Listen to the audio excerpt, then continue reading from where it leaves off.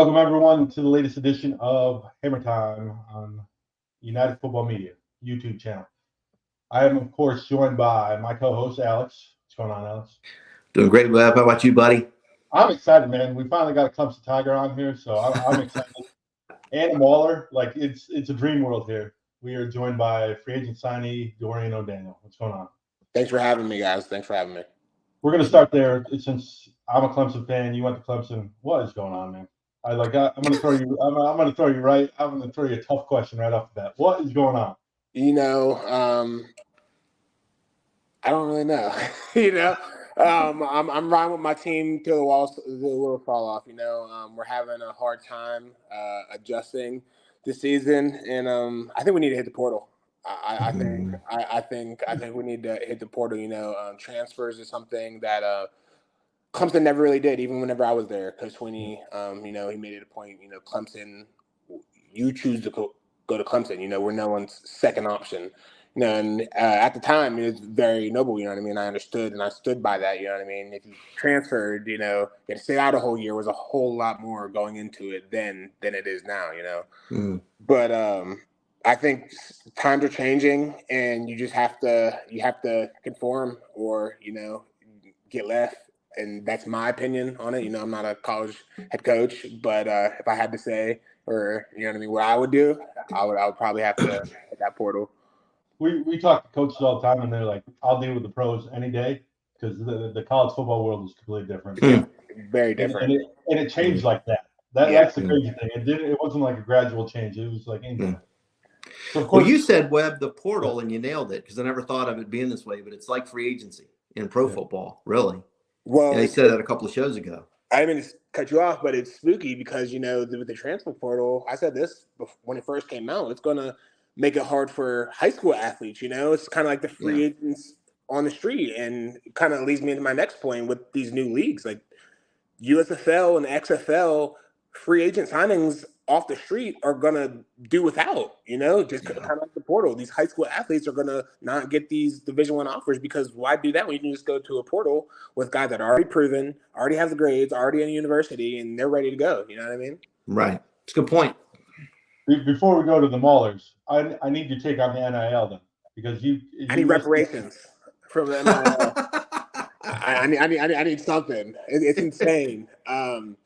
I think the NIL is great. I do wish that there was some like restrictions on it, like a percentage should be awarded to the athlete, and then like the rest maybe to like a savings for once they graduate. You know what I mean? There's pros and cons to it, but it's just a slippery slope, and Pandora's box is open. So, it's out of everyone's hands at this point, Mm-hmm. The crazy thing is I live in Georgia, and they just approved NIL for high school students. Yeah. I have a nephew that's a sophomore basketball player, and he asked me, how do I get an NIL deal? His mom owns a business. I was like, if she wants you to wear her T-shirt for her business, she got to pay you now. That's how the NIL. It's crazy, man. I remember hearing about that. That NIL getting passed through high school. DeMatha is my high school's rival, and I remember seeing the article come out, and that was the face of the brochure. I'm like, high school athletes are getting paid now? Like, this is insane. Yeah. Yeah, it's got to stop somewhere, though. I think eventually it's got to run out, because, again, where do those costs get passed to? Many times, if you look at the college football ticket from, when I used to go to games way back when with my dad, he had season tickets at Virginia Tech for years and years. And I can remember looking at the face value on the tickets. They were like $10 and 50-yard line seats. And now you can't get in a Lane Stadium for less than 110, 80. Somewhere it's got to end, though. The money runs out at some point in time. So I wonder, NIL is a little different because it's funded differently. But the cost gets passed on somewhere. And I hope that college football won't price itself out from the common fan and the common family where it's unaffordable to go. It's almost there now. And you put all that NIL money back into the market to help with the interest rates. That's what I think they should do. Financial advisor. That's like Clemson education, man. There you go. So how'd you end up with the Maulers? You had a couple years since Kansas City. What have you been up to, and how did you end up with the Maulers, really? I've been staying the course. I was fortunate enough to finish my contract with Kansas City, all 4 years, healthy. that's a blessing in itself. I'm already an outlier from that standpoint. I was fortunate enough to, go to 2 Super Bowls and win one. And just the knowledge and wisdom and experience and relationships I made at the Chiefs is priceless. You know what I mean? I don't take any of that for granted, because I realize how, not easy it is to get there. So after my 4th year, I hit the ground running. You couldn't tell me that I wasn't going to get signed to a 1-year special teams deal. Or you just couldn't tell me that wasn't going to be the case going into that offseason, because I felt like, the eye in the sky doesn't lie. I felt like I was just scraping the surface of, my potential of what I was able to do, So it was frustrating whenever shit was slow coming out the gate, but I just didn't lose faith. I just kept working out. I was fortunate enough to have a lot of workouts. I had probably like 5 or 6 workouts with teams, Pittsburgh Steelers being one of them, and all the workouts were great, and that's what was the most frustrating part of the journey, is just when, you've done well, it's not anything you did, but being on the other side of it, it's like, okay, politics come into part. At the time I was 26, 27, primarily a special teams guy, so you're pegged as a niche guy. And when you go through the logistics of it, it's like, okay, why pay this vet men whenever we can get undrafted free agent rookie and pay him a quarter of what we have for him, And I didn't agree with it, but I understood it, but I didn't complain. I didn't moan. I just kind of dealt with the hand I had and just kept grinding, I mean, sounds so cliche, but, Galatians 6:9, don't grow weary of doing what's right. At the appropriate time, you'll reap a harvest of blessings. And, ironically enough, last year I was supposed to sign with the Maulers.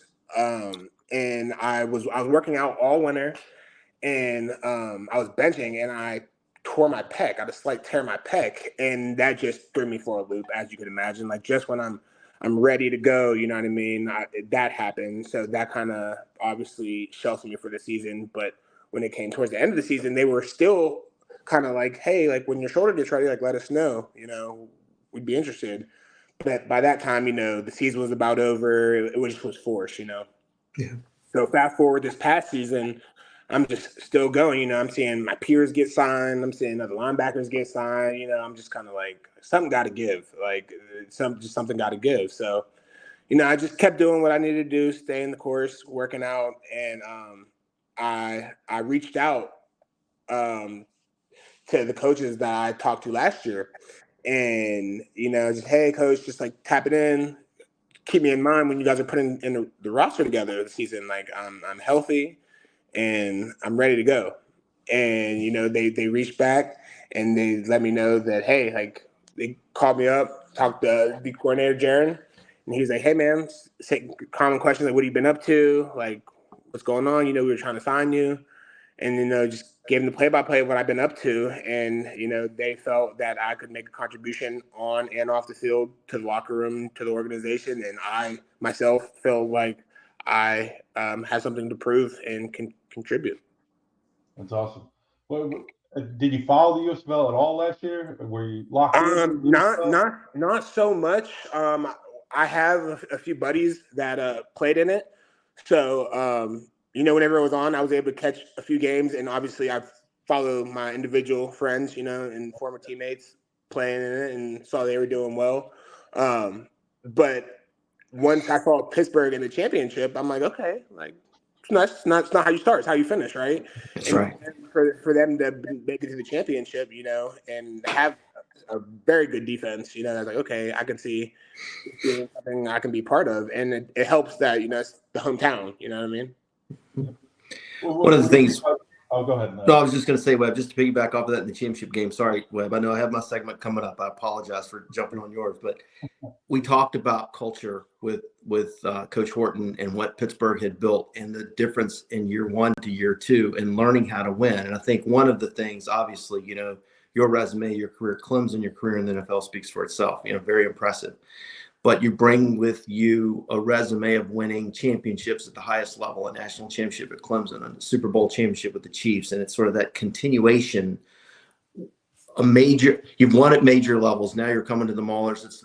And we're still learning how to win, right? I think we took a big step toward that last year, but that whole culture of learning how to win those ball games, I think you're a great fit for us there as well. So, I hope to be a coffee bean. I hope to come in and be that coffee bean in the pot that like helps everyone else grow. You know what I mean? Just come together. Yeah. You know what I mean? As one, because it takes everyone to buy in. And getting a whole team to buy in is harder than it sounds. And if I can do anything, I think it's help do that. Yeah. Have you talked to any of the guys on the team yet? No, not so much. Not so much, just because it's just so many moving parts right now with the merge and the quiet period and this, that, and the other. I still don't even know. You know what I mean? I got the playbook.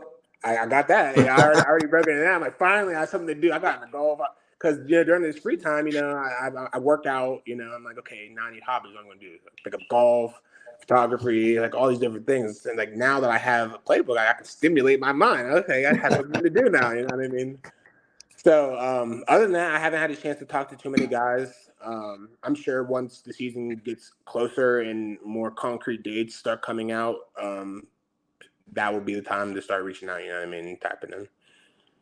That's awesome. So why did you sign with the USFL? With the whole merger, you signed after the merger news broke. Why were you confident enough to be like, I'm going to put my name on this line and I'm going to go with the Maulers and the USFL? Well, I was just trying to get in any league. I was trying to get in the XFL, the USFL. It was the USFL or the XFL. Like that was my goal, and my goal is to come in, make an impact, and remind teams that I'm still that guy. I still have it. I'm still scratching the surface. I'm trying to get to the surface that I showed, in my 4 years at Kansas City. And, that window is not long, you know what I mean? And I feel like I'm in the best shape I've been in since the combine, you know what I mean? And I'm just excited to show the opportunity and hopefully, you know what I mean, have that opportunity to play in the NFL again, you know what I mean? But once I heard the merge was happening, that was the best case scenario for me because I was in a limbo. I'm like, yeah, I do the XFL, do I do the USFL? Because everyone has their opinion about both leagues, right? So I don't know what I don't know. So when I heard news that they were merging, I'm like, this is best case scenario because there's one pool now. That means the best of the best, the cream will rise. If you're a baller, like this is what you need to do. You know what I mean? So I think it was perfect timing for me. You know what I mean? And the opportunity that I was so long looking for. Kind of just happened in the right time. So I'm just kind of took it for what it was.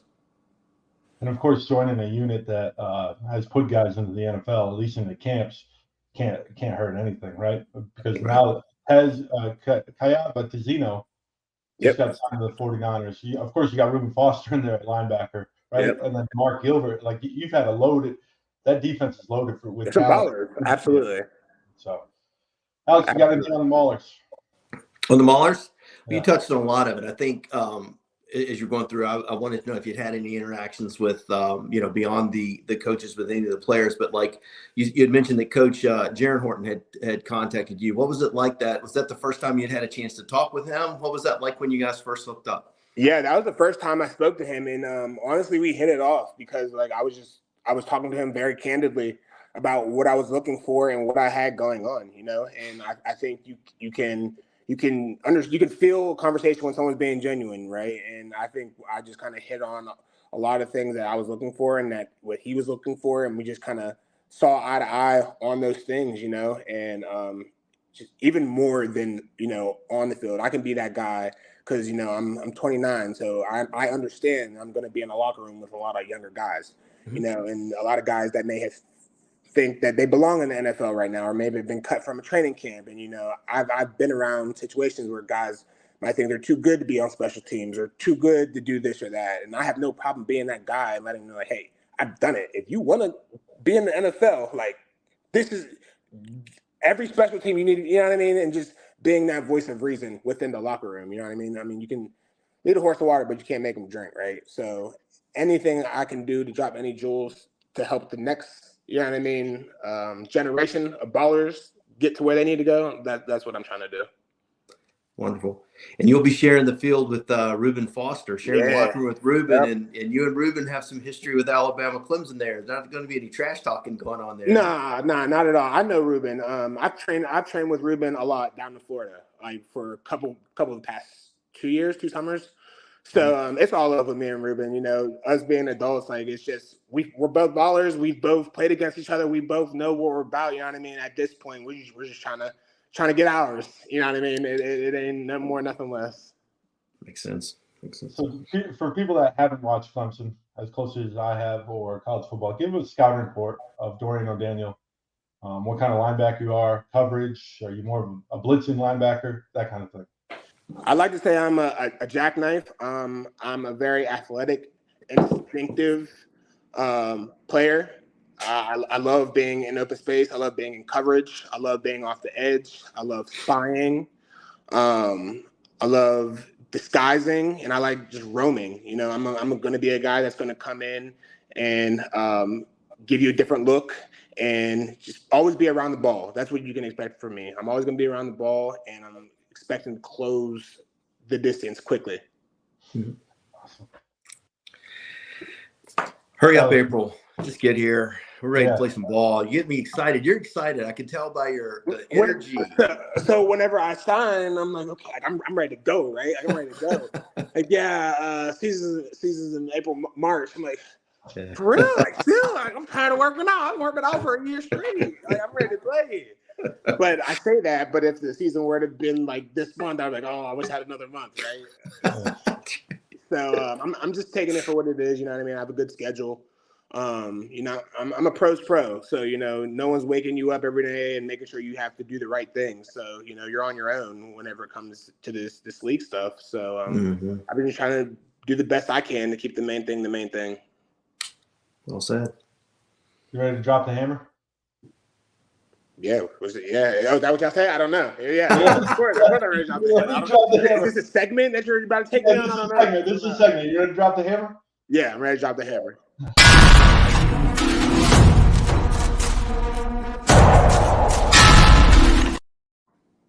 We had that in there in case you need to get a drink or anything like that after talking. So we had a little video there, and then we go to a different segment and we talk about non-football. So I got you. Word association. Give me the first thing that comes up to mind when I say the name Chris Jones. Sack leader. Okay. Andy Reid. GOAT.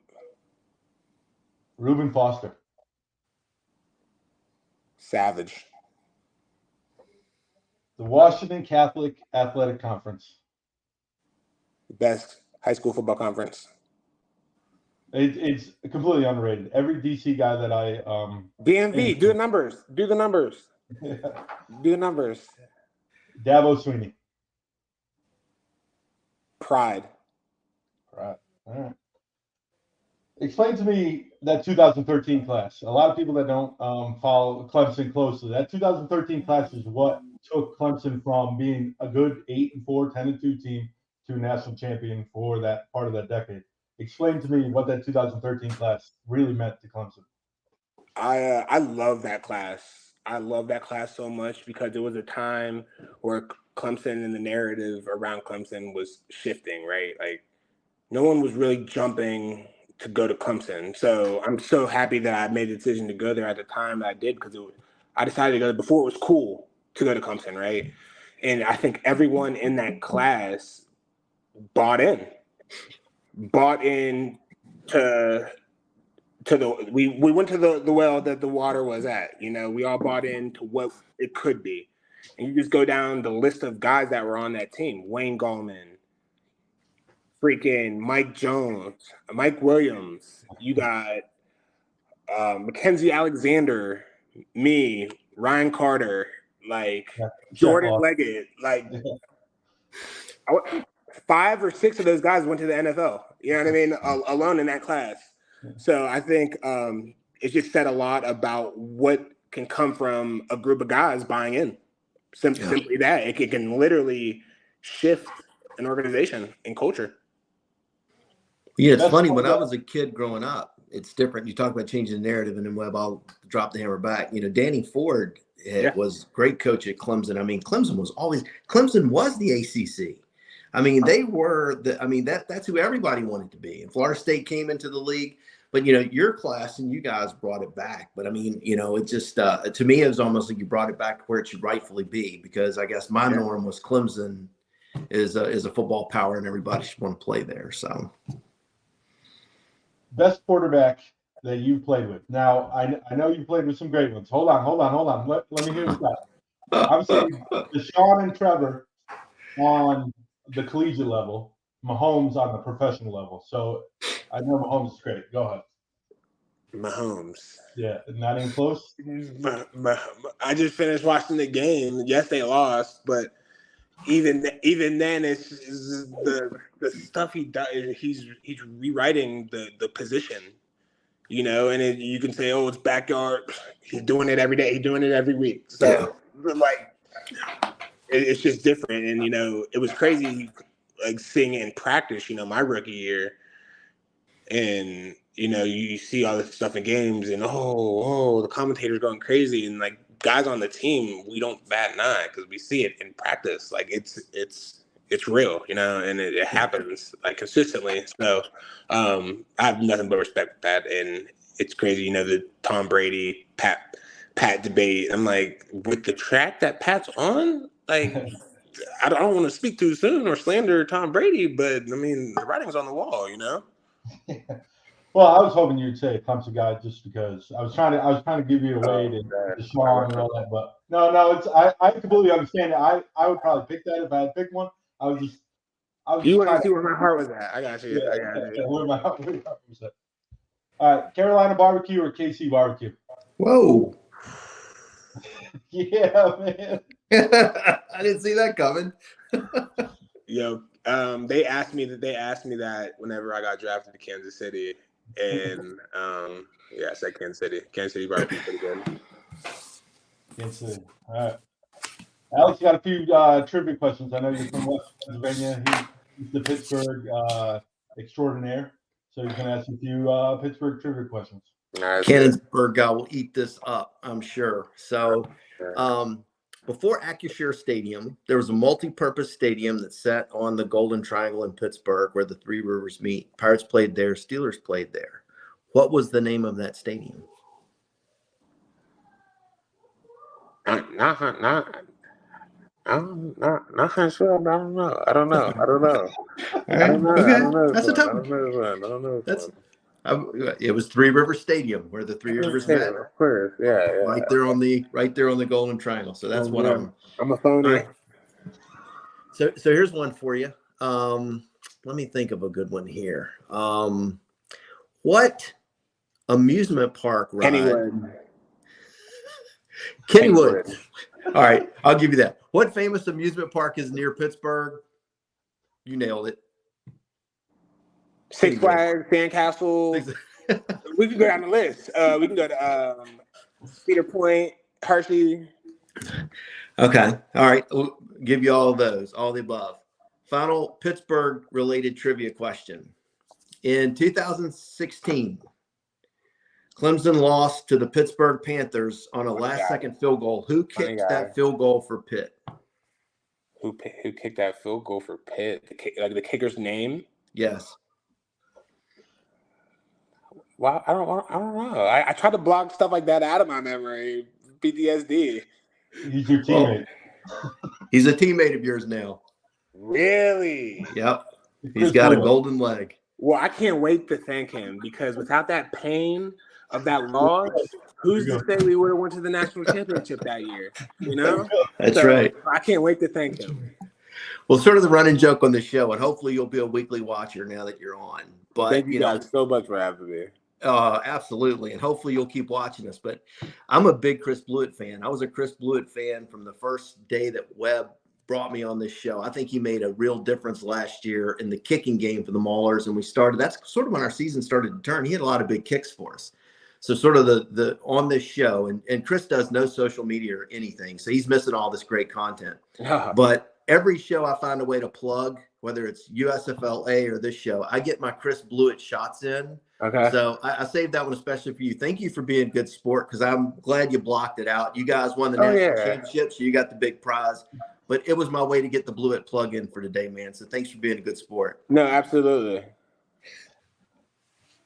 So why Clemson? A kid from Maryland, Western Pennsylvania. Why? That's got to be a dramatic culture shock to go from DC to upstate South Carolina. Yeah, well, from Pittsburgh, from DC as well. You forgot that change. It was nothing. It was nothing new, you know. Truth be told, I wanted to go to Michigan. I wanted to go to Michigan. They pulled my offer before my official visit because they were waiting for EJ Levenberry to commit, and he ended up committing to Florida State, and so they ended up missing out on both of us. So I had to reopen my recruitment. And, you know, at that point, I didn't really know. I had offers, but I didn't really know what direction. And you know, Clemson came in the mix. Alex, to your point earlier, at the time, I was like, Clemson's cool, you know. CJ Spiller, Jacoby Ford, like, they're cool. You know what I'm saying? They're just cool. Yeah. Took an official visit. The rest is history. There is just something in those hills. They say it all the time. There's something in the hills, and just the authenticity, and just the family that I felt there. It didn't really feel like I was all that far from home. You know, like it was really Clemson family. That's awesome.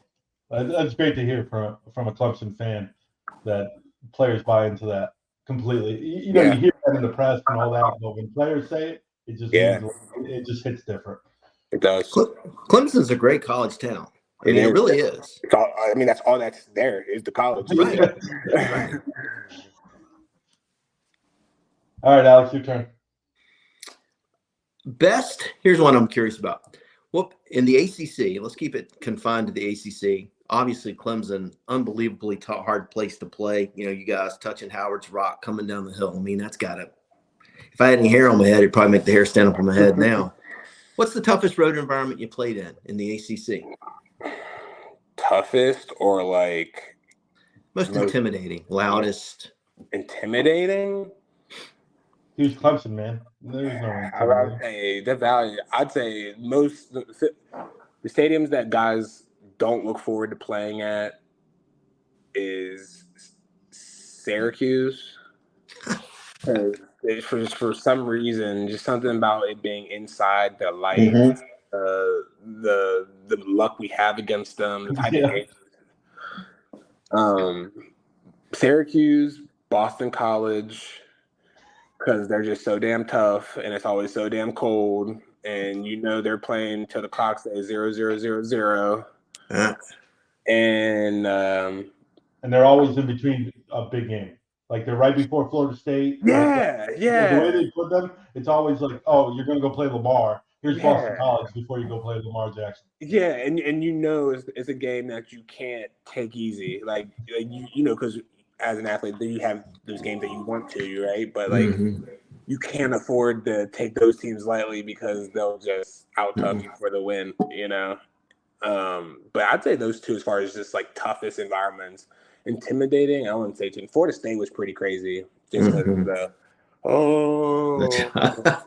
when everyone get that going. But it's more fun than intimidating, I would say, Florida State. Did you play in Blacksburg? Yes. I had quite the game at Blacksburg, the ACC championship, before the ACC championship. Against Virginia Tech. Enter the Sandman. Yeah, that was hype. That was hype. Noticed in your stats, too, looking back at your Clemson stats, you were pretty consistent in the number of sacks you got all 4 years. I think you were double-digit in sacks, right? Was it your freshman, sophomore, junior, and senior years, all like between 12 sacks and 16 sacks? It was really good production. I redshirted my freshman year, but every other year after that, I'd like to say I was pretty consistent because I was just trying to find the way, just like much of my career. You know, I had to be patient. I wasn't the starter until like my redshirt junior year when I really got that full position to my own, you know. So I was kind of getting everything in spurts. So whenever I was able to finally make it my own, you know, I was able to just really lock into being my full potential, you know, instead of worrying about, oh, how many snaps I'm going to get this game, you know what I mean? All the too much thinking, basically. Do you remember your 2 touchdowns in college? Yeah, how could I? Yeah. Virginia Tech and Lamar Jackson pick 6 Louisville. Yeah, Heisman was there. Yeah. I can't. Did I'm you so, Heisman Lamar? I'm not in Heisman Lamar. I called the crib though. It was a house call, so I grabbed the phone and I picked it up, and then I called the house. I'm bringing that back. I'm bringing. Stay tuned. I'm bringing that back. Love it. 2 more questions, more from a coaching standpoint, because I'm fascinated by these guys. Andy Reid, you said a GOAT. Why? Just his resume and the way he has guys play for him, right? Before every game, he says, "Let your personality show," right? And that's how you get to a team, right? He's not asking for you to do anything but be who you are, right? Right. So telling a group of men that, you know what I'm saying, as being got old, that's best advice you can give. And he just truly believes in the guys he has in the locker room. Wanted to ask you about Dabo. A lot of folks, I like him. I think he's a genuine guy and a heck of a football coach and deserves the accolades. And it seems that there are, obviously success brings some haters, but there are a lot of folks that think Dabo may be, a little full of it or whatnot. What are your thoughts on Coach Sweeney and how was it to play for him? I love Coach Sweeney. And I love Coach Sweeney because he stands on morals. He's a man of faith, you know what I mean, and a man of morals and values. He's not worried about football players. He's worried about creating great young men, right? And I think people lose sight of that sometimes. They just want all these great athletes, and you gotta grow the man first before any of that other stuff even matters, right? And I think because we did so much winning, people kind of put him at this, kind of look at him as if he's not human. Like, it's okay to lose games, I just think him being unapologetic in who he is kind of rubs people the wrong way because, like, we all hate whenever, people don't conform to what we want them to be, right? Mm-hmm. And I think that's what makes him who he is. He has a story, you know what I mean? He comes from the struggle. So being a guy who's, faced adversity and seeing how he went about his journey, you know what I mean? And just what he's preached to us and me specifically in my time at Clemson, I just don't see how you could not like him. You know what I mean? Everyone has their own experience that they've probably had with him. But me personally, one of the best coaches I've had. I think it's harder to do what Coach Sweeney does. Take a stand on something and say, this is what I'm all about, knowing that a lot of people aren't going to like it. To me, that is less of a fraud than anything. So, I mean, I get where he's coming from. And I think some of the people, people are going to judge. You can, they're going to do whatever they're going to do. But, I mean, to me, it just comes across as a genuine guy. I do think, I didn't play for him. I wasn't in the locker room, but he seems to be a guy who has the best interest of the kids at heart. And I do think when he starts to talk about things bigger than football and whatnot, I think it's coming from a good place. So, and a true place. So that's my opinion. But anyway, hey, I'm glad you're with us. And there's an energy that you brought to the show. There's an energy I can feel coming right through the screen. We're lucky to have you. And I'm excited to watch you play. Webman, I love this team. He'll tell you, we're the only place in the world that you can get year-round Mauler coverage. We're it. And we're glad you're with us. And we're looking forward to some big things in 2024, no matter what the league looks like. You'll be in black and gold, and we'll be supporting you for sure. Absolutely. Thank you guys so much for taking the time and opportunity to let me on the show, letting the fans know what they're getting from me. You know what I mean? It's not just this nice smile you guys are getting. You're getting a baller, right? So I'm ready to come in and make an impact and, do anything I can for the team. Webb's hard on these guys when they have bad games. He rips them to death. So, Never, man. Hey, I've had my fair share of trolls. There's nothing that can be said that's gonna. It's all good. It's part of the game. I think you're gonna fit right in with like guys like Boogie and Isaiah Henny. Like I just feel like you got that same type of personality that you're here to work, but you're not afraid to have a good time at the same time. So yes, sir. I'm excited to see what you guys do in 2024. I can't believe I'm saying 2024, but yeah. I know. Time. Just don't even get me started. That's a whole nother segment. The whole other segment. Well, thank you again. Stay in touch. Is there anything people want to follow you? I put on your Instagram, Dougie Does Damage. Yeah, that's pretty much. I'm pretty idle on there as well. But if fans want to follow me, you can follow me at Dougie D Does Damage. All right. Hey, Webb, are we going to give him a chance to do the end zone? It's the end zone. Anything? Special message to your family, friends. The floor is yours. That's how we end the show. Shout out to everyone that has followed me in my journey through Little League, high school, college, NFL, now my USFL journey. Wouldn't be here without all of you guys. Love y'all, and it's already written.